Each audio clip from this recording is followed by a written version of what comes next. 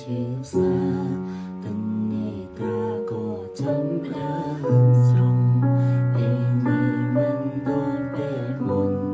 លោកខ្ញុំស្នេហ៍ក៏ចេញគូហងសូបានដល់សែនអាក្រមត្រលំមកវិញម្ដងទៀត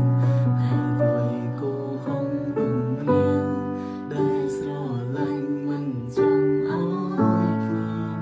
តែក្រុមទុំវើរួមពីជ្រាបចោលពីពេញគូក្បាល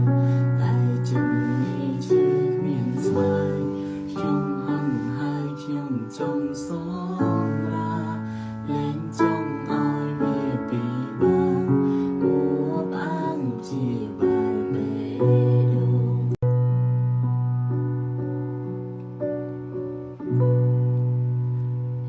ចាំប្រាំស្នេហ៍ដំបងស្គាល់អារម្មណ៍កងក្រៅស្នេហាយូរទៅក៏សែនឈឺផ្សាតនេត្រាក៏ចាំដើមស្រង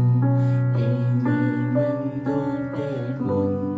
លោកខ្ញុំស្នេហ៍ក៏ចេញគូហងសូបានដល់សែនអាក្រមត្រលំមកវិញម្ដងទៀត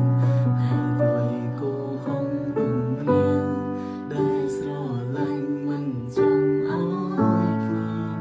តែក្រុមទុំវើរួមពី